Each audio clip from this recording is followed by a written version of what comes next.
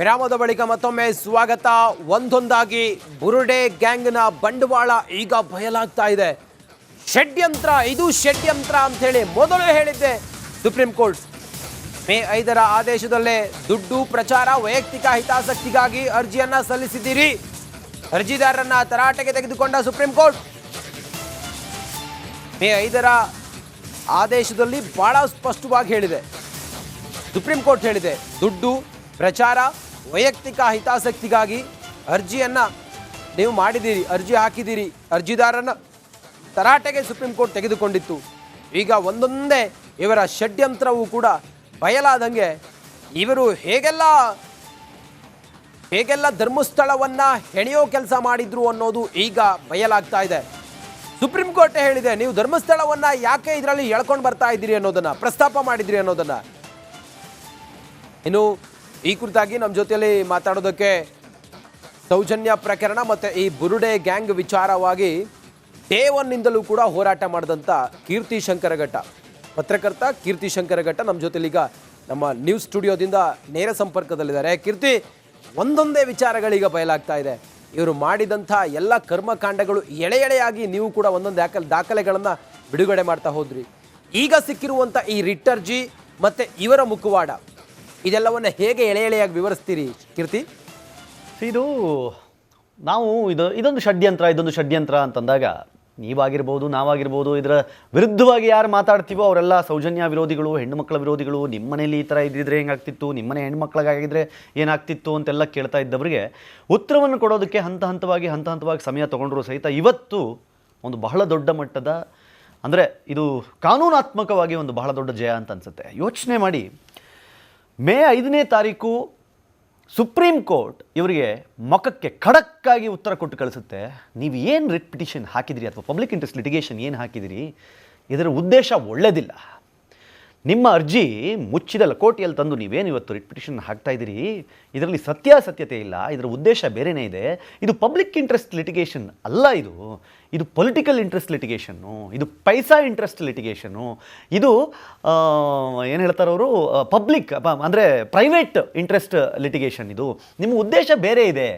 ನಿಮಗೆ ಯಾವುದೇ ಕಾರಣಕ್ಕೂ ಇಲ್ಲಿ ಯಾರಿಗೋ ನ್ಯಾಯ ಸಿಗಬೇಕು ಅನ್ನೋ ಉದ್ದೇಶಕ್ಕೆ ನೀವು ಇದನ್ನು ಮಾಡ್ತಾ ಇಲ್ಲ ಅಂತ ಹೇಳೋದ್ರ ಜೊತೆಗೆ ಅದರಲ್ಲಿ ಪಾರ್ಟಿಯನ್ನಾಗಿ 7 ಬೇರೆ ಅಂದರೆ ನೀವು ನಂಬ್ತಿರೋ ಬಿಡ್ತಿರೋ Chinnayya versus central government, state government, DGP, SP, Dharmasthala management and CBI. ಅದಕ್ಕೆ ಕೋರ್ಟ್ ಕೇಳುತ್ತೆ, ನೀವು ಯಾಕೆ ಇದರಲ್ಲಿ ಧರ್ಮಸ್ಥಳ ಮ್ಯಾನೇಜ್ಮೆಂಟ್ ಮತ್ತು CBIನ ಯಾಕೆ ಪಾರ್ಟಿ ಮಾಡಿದಿರಿ ಅಂತಲೂ ಕೇಳುತ್ತೆ. ಅಟ್ ದ ಸೇಮ್ ಟೈಮ್ ಈ ರಿಟ್ ಪಿಟಿಷನ್ನ 6, 7, 8, 9 ಐ ಗೆಸ್ ಈ 4 ಪೇಜ್ಗಳಲ್ಲಿ ಧರ್ಮಸ್ಥಳದ ಹೆಸರನ್ನು ಉಲ್ಲೇಖ ಮಾಡ್ತಾರೆ, ಧರ್ಮಸ್ಥಳದ ಮ್ಯಾನೇಜ್ಮೆಂಟ್ನ ಹೆಸರನ್ನು ಉಲ್ಲೇಖ ಮಾಡ್ತಾರೆ, ವೀರೇಂದ್ರ ಹೆಗ್ಗಡೆ ಅವರ ಹೆಸರನ್ನು ಉಲ್ಲೇಖ ಮಾಡ್ತಾರೆ, ಹರ್ಷೇಂದ್ರ ಅವರ ಹೆಸರನ್ನು ಉಲ್ಲೇಖ ಮಾಡ್ತಾರೆ. ಅದು ತಪ್ಪು. ಇಲ್ಲಿ ಮಾಹಿತಿ ತಪ್ಪಾಗಿ ಕೊಟ್ಟಿದ್ದಾನೆ ಪಿಟಿಷನರ್ ಅನ್ನೋದನ್ನು ತುಂಬ ಸ್ಪಷ್ಟವಾಗಿ ಹೇಳ್ತಾರೆ. ಅದೆಲ್ಲದರ ಆಚೆಗೆ ನಮ್ಗೆ ಆಶ್ಚರ್ಯ ಆಗೋದೇನು ಅಂತಂದರೆ ರಂಜಿತ್, ಇಲ್ಲಿ ಕೋರ್ಟಿಗೆ ಸಲ್ಲಿಸಿದಂತಹ ಒಂದು ರಿಟ್ ಪಿಟಿಷನ್ ರಿಜೆಕ್ಟ್ ಆಗುತ್ತೆ, ಛೀಮಾರಿ ಹಾಕಿ ಸುಪ್ರೀಂ ಕೋರ್ಟ್ ಕಳಿಸುತ್ತೆ. ಬಟ್ ಆ ರಿಜೆಕ್ಟ್ ಆಗಿರೋ ರಿಟ್ ಪಿಟಿಷನ್ ಅರ್ಜಿಯನ್ನು ಯಾರಾದರೂ ಯೂಟ್ಯೂಬ್ಗೆ ಸ್ಕ್ರಿಪ್ಟ್ ಮಾಡ್ಕೊಂಡಿರೋದು ನೋಡಿದರೆ ಇತಿಹಾಸದಲ್ಲಿ ಮೊದಲನೇ ಸಲ ಅಂತ ಅನಿಸುತ್ತೆ. ಒಂದು ರಿಜೆಕ್ಟ್ ಆಗಿರೋ ರಿಟ್ ಪಿಟಿಷನ್ನ ಅರ್ಜಿಯನ್ನು ಒಂದು ಸ್ಕ್ರಿಪ್ಟ್ ಮಾಡಿಕೊಂಡ ಮೊಟ್ಟ ಮೊದಲ ವ್ಯಕ್ತಿ ಜಗತ್ತಲ್ಲಿ ಯಾರಾದರೂ ಇದ್ದರೆ ಅದು ಮೊಹಮ್ಮದ್ ಸಮೀರ್. ಏನೇನು ನಾಟಕಗಳು ಮಾಡಿದ್ರೆ ಇವರು, ನಮಗೆ ಯಾರ ಪರಿಚಯ ಇಲ್ಲ, ಒಬ್ಬ ವ್ಯಕ್ತಿ ಬಂದಿದ್ದಾನೆ, ಆ ವ್ಯಕ್ತಿ ಬಂದು ಇವಾಗ ಕೋರ್ಟಲ್ಲಿ 164 ರೆಕಾರ್ಡ್ ಮಾಡ್ತಾನೆ, ಅವನು ಏನು ರೆಕಾರ್ಡ್ ಮಾಡಿದ್ದಾನೆ ಅಂತ KV ಧನಂಜಯ ಅವ್ರಿಗೆ ಗೊತ್ತಿಲ್ಲ. ಯಾಕಂದರೆ ಮುಚ್ಚಿದ ಲಕೋಟಿಯಲ್ಲಿ ಕೊಟ್ಟಿರೋದು, ಏನು ಹೇಳಿದ್ದಾನೆ ಅನ್ನೋದು KV ಧನಂಜಯ ಅವ್ರಿಗೆ ಗೊತ್ತಿಲ್ಲ. ಅವತ್ತು 7 ಜನ ಲಾಯರ್ ರೀ, ಇದೇ ರಿಟ್ ಪಿಟಿಷನ್ ಫೈಲ್ ಮಾಡಲಿಕ್ಕೆ 7 ಜನ ಲಾಯರ್ಸ್ ಹೋಗಿದ್ದಾರೆ. ಇವತ್ತು ಶಿವಮೊಗ್ಗ ಜೈಲಿನಲ್ಲಿ ಅನಾಥವಾಗಿ ಬಿದ್ದಿದ್ದಾನೆ ಆ ಮನುಷ್ಯ. ಶಿವಮೊಗ್ಗ ಜೈಲಿನಲ್ಲಿ ಅನಾಥವಾಗಿ ಬಿದ್ದಿದ್ದಾನೆ, ಯಾವ ಲಾಯರು ಇಲ್ಲ, ಸರ್ಕಾರದಿಂದ ವಕೀಲರನ್ನು ಕೊಟ್ಟಿದ್ದಾರೆ. ಬಿಡಿ, ನಾನು ಹೇಳ್ತಾ ಇರೋದು ಹೇಗೆ ಬಳಸ್ಕೊಂಡು ಹೇಗೆ ಬಿಸಾಕಿಬಿಡ್ತಾರೆ ಅಂತ ಒಂದು ವರ್ಗ. ನಾವು ಎಲ್ಲ ನಾನು ಹೇಳೋದು ನಿಜವಾಗಿಯೂ ದಲಿತ ಹೋರಾಟ ಅಂತ ಮಾಡುವವರಿದ್ರೆ ಈಗ ಮಾಡಬೇಕು ರೀ. ಒಬ್ಬ ದಲಿತನಿಗೆ ಇಷ್ಟೆಲ್ಲ ಅನ್ಯಾಯ ಮಾಡಿದ್ರಲ್ಲ, ಈಗ ಮಾಡಬೇಕು ಅನ್ಯಾಯ. ನಾನು ಯಾಕೆ ಸಮೀರನ ರಿಟ್ ಅರ್ಜಿಯನ್ನು ಅವ್ನು ಸ್ಕ್ರಿಪ್ಟ್ ಮಾಡ್ದ ಅಂತ ಹೇಳ್ತೀನಿ ಅಂತಂದರೆ, ವಿಡಿಯೋದಲ್ಲಿ ನಾವು ಸಾಕಷ್ಟು ವಿಚಾರಗಳನ್ನು ಈ ಹಿಂದೆನೇ ಉಲ್ಲೇಖ ಮಾಡಿದ್ವಿ. ಅವನಿಗೆ ಓದಲಿಕ್ಕೆ ಬರೀಲಿಕ್ಕೆ ಬರಲ್ವಂತೆ, ಆದರೆ XUV ಗಾಡಿ ನಂಬರ್ ನೆನಪಿದೆಯಂತೆ 505 ಅಂತ ಹೇಳಿ ಅಂತ ನಾವೇ ಹೇಳಿದಾಗ ಅವ್ರು ಹೇಳಿದ್ರು, ಯಾಕೆ ಓದಕ್ಕೆ ಬರೆಯೋಕ್ಕೆ ಬಂದಿಲ್ಲ ಅಂದರೆ ಗಾಡಿ ನಂಬರ್ ನೆನಪಿರಬಾರ್ದಾ ಅಂತ ನಮ್ಮನ್ನು ಕೇಳಿದ್ರು. ಉದಯವಾಣಿ ಪೇಪರ್ ರೋಲ್ ಆಗಿತ್ತು, ಸುತ್ತಿದ್ರು ಅಂತ. ಉದಯವಾಣಿ ಅಂತ ಹೆಂಗೆ ಗೊತ್ತಾಯಿತು? ಮೈಸೂರಿಂದ ಬಂದ ಹುಡುಗಿ ಅಂತ ಅವ್ನಿಗೆ ಹೆಂಗೆ ಗೊತ್ತಾಯ್ತು ಅಂತ ನಾವು ಪ್ರಶ್ನೆ ಮಾಡಿದ್ದಕ್ಕೆ ಯಾಕೆ ಗೊತ್ತಾಗಬಾರ್ದು, ಅವನು ದೇವಸ್ಥಾನಕ್ಕೆ ಬಂದಿದ್ದ ಅನ್ಸುತ್ತೆ, ನೋಡ್ದ ಅನ್ಸುತ್ತೆ. ಅವನು ನೋಡಿ ಒಬ್ಬ ಅಲ್ಲಿ ಕೆಲಸ ಮಾಡೋ ಸ್ನಾನಘಟ್ಟದಲ್ಲಿ ಕೆಲಸ ಮಾಡೋನು ದೇವಸ್ಥಾನಕ್ಕೆ ಬಂದ ಹುಡುಗಿಯನ್ನು ಹೋಗಿ ಮಾತಾಡಿಸಿ ಅವಳು ಎಲ್ಲಿಂದ ಬಂದಿಯಾಳೆ ಅಂತೆಲ್ಲ ಕೇಳ್ಕೊಂಡು ಇಟ್ಕೊಂಡಿದ್ದಂತೆ. ನೆಕ್ಸ್ಟ್ ಡೇ ಅವಳದೇ ಬಾಡಿ ಸಿಕ್ತಂತೆ, ಅದನ್ನು ಉದಯವಾಣಿ ಪೇಪರಲ್ಲಿ ರ್ಯಾಪ್ ಮಾಡಿ ಹಾಕಿದ್ರಂತೆ. ಅದನ್ನು ಈತ ಗಮನಿಸಿದಂತೆ, ಅಯ್ಯೋ ಇದು ಮೈಸೂರಿಂದ ಬಂದ ಹುಡುಗಿ ಅಲ್ವೇ ಅಂತ. ನಾವು ಹೇಳಿದ್ವಿ ಹೆಂಗೋ ಗೊತ್ತಾಗಕ್ಕೆ ಸಾಧ್ಯ, ಅವತ್ತಿನ ದಿನ ನೀನು ಕರೆದ ಭೀಮನಿಗೆ ಹೇಗೆ ಗೊತ್ತಾಗಕ್ಕೆ ಸಾಧ್ಯ ಅಂತ ನಾವು ಸಮೀರನ್ ಕೇಳಿದ್ರೆ ಏನೇನು ನಮಗೆ ಪುಂಕಾನುಪುಂಕವಾಗಿ ಬೈಗುಳುಗಳನ್ನು ಕೊಟ್ಟರು. ಆಮೇಲೆ ಮಾಹಿತಿ ಕಚೇರಿಯ ಹೆಸರುಗಳನ್ನು ಹೇಳ್ತಾನೆ ಸಮೀರ, ಅದೇ ಹೆಸರುಗಳನ್ನು ರಿಟ್ಟರ್ಜಿಯಲ್ಲೂ ಉಲ್ಲೇಖ ಮಾಡಿದ್ದಾರೆ. ರಿಟ್ಟರ್ಜಿಯಲ್ಲೂ ಅದೇ ಹೆಸರುಗಳಿದೆ. ಅವನು ಒಂದಿಷ್ಟು ಅಲ್ಲಿನ ಗೆಸ್ಟ್ ಹೌಸ್ಗಳ ಲಿಸ್ಟನ್ನು ಕೊಡ್ತಾನೆ, ಇಂತಿಂಥ ಗೆಸ್ಟ್ ಹೌಸಲ್ಲಿ ಇಂತಿಂಥ ನಂಬರಲ್ಲಿ ಅಂತ. ಅದೇ ಸ್ಕ್ರಿಪ್ಟು ಅಲ್ಲಿ ರಿಟ್ಟರ್ಜಿಯಲ್ಲಿದೆ. ಹೆಂಗೆ ನಾನು ಹೇಳೋದು, ಮುಚ್ಚಿದ ಲಕೋಟೆಯಲ್ಲಿ ಸುಪ್ರೀಂ ಕೋರ್ಟ್ಗೆ ಕೊಟ್ಟ ಅರ್ಜಿ ಇಲ್ಲಿ ಬೆಂಗಳೂರಿನಲ್ಲಿ ಕೂತು ಕನಕಪುರ ರೋಡ್ನಲ್ಲೋ ಬನ್ನೇರಘಟ್ಟ ರೋಡ್ನಲ್ಲೋ ವಿಡಿಯೋ ಮಾಡ್ತಿದ್ದಂತಹ ಸಮೀರನಿಗೆ ತಂದು ಕೊಟ್ಟವರು ಯಾರು ತಂದು ಕೊಟ್ಟರು ಅಂದರೆ ಮುಚ್ಚಿದ ಲಕೋಟೆ ನಾಟಕ ಆಗೋಯ್ತಾ, ಷಡ್ಯಂತ್ರ ಅಂತ ಯಾಕೆ ಹೇಳ್ತಾ ಇದ್ವಿ? ಮತ್ತೊಂದು ವಿಷಯ ತುಂಬ ಸ್ಪಷ್ಟವಾಗಿ ನೀವು ಚೆನ್ನಾಗಿ ಹೇಳಿದ್ರಿ, ಷಡ್ಯಂತ್ರ ಅಂತ ಮೊದಲು ಹೇಳಿದ್ದೆ supreme court. DCM DK Shivakumar ಅವರು ಹೇಳಿದ್ದಲ್ಲ, ನೀವು ಹೇಳಿದ್ದಲ್ಲ. ಮೇ 5ಕ್ಕೆ ಯಾವಾಗ ಇವನು ವಿಡಿಯೋ ಬಂತಲ್ಲ, ವಿಡಿಯೋ ಬರೋದಕ್ಕೆ ಮುಂಚೆನೇ ನಾನು ಹೇಳ್ತಾ ಇರೋದು, ಯಾವಾಗ ಇವನು ಧರ್ಮಸ್ಥಳ ಸೀರಿಯಲ್ ಕಿಲ್ಲರ್ಸ್ ಅಂತ ಒಂದು ವಿಡಿಯೋ ಮಾಡ್ತಾನಲ್ಲ, ಆ ವಿಡಿಯೋದಲ್ಲಿ ಅವನು ಕೊಡುವ ಮಾಹಿತಿಗಳೇನಿದೆ, ಪೊಲೀಸಿನವರು ಪ್ರತಿ ತಿಂಗಳು ಸಂಬಳಕ್ಕೆ ಮುಂಚೆ ಬಂದು ಸಂಬಳ ಇಸ್ಕೊಂಡು ಹೋಗ್ತಿದ್ರು, ರಿಟ್ಟಲ್ ಮೆನ್ಷನ್ ಆಗುತ್ತೆ. ಇವರು ಕೆಲವರಿಗೆ ದುಡ್ಡು ಬಿಸಾಕ್ತಾ ಇದ್ರು, ವೀರೇಂದ್ರ ರಿಟ್ಟಲ್ ಮೆನ್ಷನ್ ಆಗುತ್ತೆ. ಹೇಗೆ ಈ ಮಾಹಿತಿ ಎಲ್ಲ ರಿಟ್ಟರ್ಜಿಯಲ್ಲಿದ್ದಂತಹ ಮಾಹಿತಿಗಳು ಹೇಗೆ ಸಮೀರ್ಗೆ ಸಿಕ್ತು ಅನ್ನೋದು ನಮ್ಗೆ ಗೊತ್ತಾಗಬೇಕಲ್ಲ. ಸಮೀರ್ ಈಗ ಷಡ್ಯಂತ್ರದ ಭಾಗವಾಗಿ ಅಧಿಕೃತವಾಗಿ ಕಾಣಿಸ್ಕೊಳ್ತಾನೆ, ಯಾಕಂತಂದ್ರೆ he was also in this conspiracy. ವಿರಾಮದ ಬಳಿಕ ಮತ್ತೊಮ್ಮೆ ಸ್ವಾಗತ. ಒಂದೊಂದಾಗಿ ಬುರುಡೆ ಗ್ಯಾಂಗ್ನ ಬಂಡವಾಳ ಈಗ ಬಯಲಾಗ್ತಾ ಇದೆ. ಇದು ಷಡ್ಯಂತ್ರ ಅಂತ ಹೇಳಿ ಮೊದಲು ಹೇಳಿದ್ದೆ ಸುಪ್ರೀಂ ಕೋರ್ಟ್. ಮೇ 5ರ ಆದೇಶದಲ್ಲೇ ದುಡ್ಡು, ಪ್ರಚಾರ, ವೈಯಕ್ತಿಕ ಹಿತಾಸಕ್ತಿಗಾಗಿ ಅರ್ಜಿಯನ್ನ ಸಲ್ಲಿಸಿದ್ದೀರಿ. ಅರ್ಜಿದಾರರನ್ನ ತರಾಟೆಗೆ ತೆಗೆದುಕೊಂಡ ಸುಪ್ರೀಂ ಕೋರ್ಟ್ ಮೇ 5ರ ಆದೇಶದಲ್ಲಿ ಬಹಳ ಸ್ಪಷ್ಟವಾಗಿ ಹೇಳಿದೆ. ಸುಪ್ರೀಂ ಕೋರ್ಟ್ ಹೇಳಿದೆ, ದುಡ್ಡು, ಪ್ರಚಾರ, ವೈಯಕ್ತಿಕ ಹಿತಾಸಕ್ತಿಗಾಗಿ ಅರ್ಜಿಯನ್ನ ನೀವು ಮಾಡಿದ್ದೀರಿ, ಅರ್ಜಿ ಹಾಕಿದ್ದೀರಿ. ಅರ್ಜಿದಾರರನ್ನ ತರಾಟೆಗೆ ಸುಪ್ರೀಂ ಕೋರ್ಟ್ ತೆಗೆದುಕೊಂಡಿತ್ತು. ಈಗ ಒಂದೊಂದೇ ಇವರ ಷಡ್ಯಂತ್ರವೂ ಕೂಡ ಬಯಲಾದಂಗೆ ಇವರು ಹೇಗೆಲ್ಲ ಧರ್ಮಸ್ಥಳವನ್ನ ಹೆಣೆಯೋ ಕೆಲಸ ಮಾಡಿದ್ರು ಅನ್ನೋದು ಈಗ ಬಯಲಾಗ್ತಾ ಇದೆ. ಸುಪ್ರೀಂ ಕೋರ್ಟ್ ಹೇಳಿದೆ, ನೀವು ಧರ್ಮಸ್ಥಳವನ್ನ ಯಾಕೆ ಇದರಲ್ಲಿ ಎಳ್ಕೊಂಡು ಬರ್ತಾ ಇದ್ದೀರಿ ಅನ್ನೋದನ್ನ, ಪ್ರಸ್ತಾಪ ಮಾಡಿದ್ರಿ ಅನ್ನೋದನ್ನ. ಇನ್ನು ಈ ಕುರಿತಾಗಿ ನಮ್ಮ ಜೊತೆಯಲ್ಲಿ ಮಾತಾಡೋದಕ್ಕೆ ಸೌಜನ್ಯ ಪ್ರಕರಣ ಮತ್ತು ಈ ಬುರುಡೆ ಗ್ಯಾಂಗ್ ವಿಚಾರವಾಗಿ ಡೇ 1ನಿಂದಲೂ ಕೂಡ ಹೋರಾಟ ಮಾಡಿದಂಥ ಕೀರ್ತಿ ಶಂಕರಘಟ್ಟ, ಪತ್ರಕರ್ತ ಕೀರ್ತಿ ಶಂಕರಘಟ್ಟ ನಮ್ಮ ಜೊತೆಲಿ ಈಗ ನಮ್ಮ ನ್ಯೂಸ್ ಸ್ಟುಡಿಯೋದಿಂದ ನೇರ ಸಂಪರ್ಕದಲ್ಲಿದ್ದಾರೆ. ಕೀರ್ತಿ, ಒಂದೊಂದೇ ವಿಚಾರಗಳೀಗ ಬಯಲಾಗ್ತಾ ಇದೆ. ಇವರು ಮಾಡಿದಂಥ ಎಲ್ಲ ಕರ್ಮಕಾಂಡಗಳು ಎಳೆಯಾಗಿ ನೀವು ಕೂಡ ಒಂದೊಂದು ದಾಖಲೆಗಳನ್ನು ಬಿಡುಗಡೆ ಮಾಡ್ತಾ ಹೋದ್ರಿ. ಈಗ ಸಿಕ್ಕಿರುವಂಥ ಈ ರಿಟ್ಟರ್ಜಿ ಮತ್ತು ಇವರ ಮುಖವಾಡ, ಇದೆಲ್ಲವನ್ನು ಹೇಗೆ ಎಳೆಯಾಗಿ ವಿವರಿಸ್ತೀರಿ ಕೀರ್ತಿ? ಇದೊಂದು ಷಡ್ಯಂತ್ರ ಅಂತಂದಾಗ ನೀವಾಗಿರ್ಬೋದು, ನಾವಾಗಿರ್ಬೋದು, ಇದರ ವಿರುದ್ಧವಾಗಿ ಯಾರು ಮಾತಾಡ್ತೀವೋ ಅವರೆಲ್ಲ ಸೌಜನ್ಯ ವಿರೋಧಿಗಳು, ಹೆಣ್ಣು ಮಕ್ಕಳ ವಿರೋಧಿಗಳು. ನಿಮ್ಮ ಮನೇಲಿ ಈ ಥರ ಇದ್ದಿದ್ರೆ ಹೆಂಗಾಗ್ತಿತ್ತು, ನಿಮ್ಮನೆ ಹೆಣ್ಮಕ್ಳಿಗಾಗಿದ್ದರೆ ಏನಾಗ್ತಿತ್ತು ಅಂತೆಲ್ಲ ಕೇಳ್ತಾ ಇದ್ದವರಿಗೆ ಉತ್ತರವನ್ನು ಕೊಡೋದಕ್ಕೆ ಹಂತ ಹಂತವಾಗಿ ಸಮಯ ತೊಗೊಂಡ್ರು ಸಹಿತ ಇವತ್ತು ಒಂದು ಬಹಳ ದೊಡ್ಡ ಮಟ್ಟದ, ಅಂದರೆ ಇದು ಕಾನೂನಾತ್ಮಕವಾಗಿ ಒಂದು ಬಹಳ ದೊಡ್ಡ ಜಯ ಅಂತ ಅನಿಸುತ್ತೆ. ಯೋಚನೆ ಮಾಡಿ, ಮೇ 5ನೇ ತಾರೀಕು ಸುಪ್ರೀಂ ಕೋರ್ಟ್ ಇವರಿಗೆ ಮೊಕಕ್ಕೆ ಖಡಕ್ಕಾಗಿ ಉತ್ತರ ಕೊಟ್ಟು ಕಳಿಸುತ್ತೆ. ನೀವು ಏನು ರಿಟ್ ಪಿಟಿಷನ್ ಹಾಕಿದಿರಿ ಅಥವಾ ಪಬ್ಲಿಕ್ ಇಂಟ್ರೆಸ್ಟ್ ಲಿಟಿಗೇಷನ್ ಏನು ಹಾಕಿದಿರಿ, ಇದರ ಉದ್ದೇಶ ಒಳ್ಳೆಯದಿಲ್ಲ. ನಿಮ್ಮ ಅರ್ಜಿ ಮುಚ್ಚಿದ ಲಕೋಟೆಯಲ್ಲಿ ತಂದು ನೀವೇನು ಇವತ್ತು ರಿಟ್ ಪಿಟಿಷನ್ ಹಾಕ್ತಾ ಇದ್ದೀರಿ, ಇದರಲ್ಲಿ ಸತ್ಯಾಸತ್ಯತೆ ಇಲ್ಲ, ಇದರ ಉದ್ದೇಶ ಬೇರೆಯೇ ಇದೆ.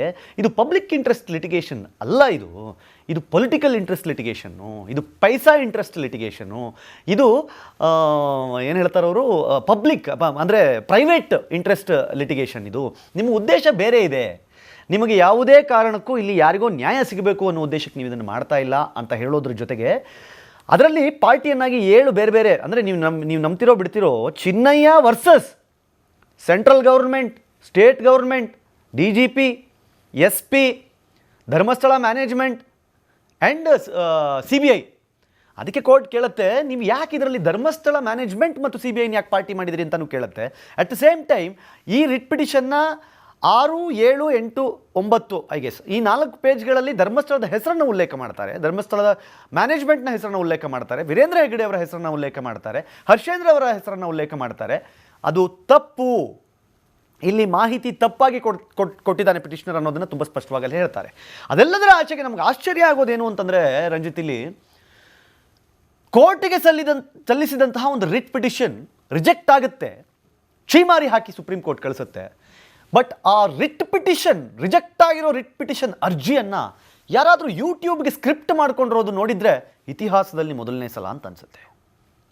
ಒಂದು ರಿಜೆಕ್ಟ್ ಆಗಿರೋ ರಿಟ್ ಪಿಟಿಷನ್ನ ಅರ್ಜಿಯನ್ನು ಒಂದು ಸ್ಕ್ರಿಪ್ಟ್ ಮಾಡಿಕೊಂಡ ಮೊಟ್ಟ ಮೊದಲ ವ್ಯಕ್ತಿ ಜಗತ್ತಲ್ಲಿ ಯಾರಾದರೂ ಇದ್ದರೆ ಅದು ಮೊಹಮ್ಮದ್ ಸಮೀರ್.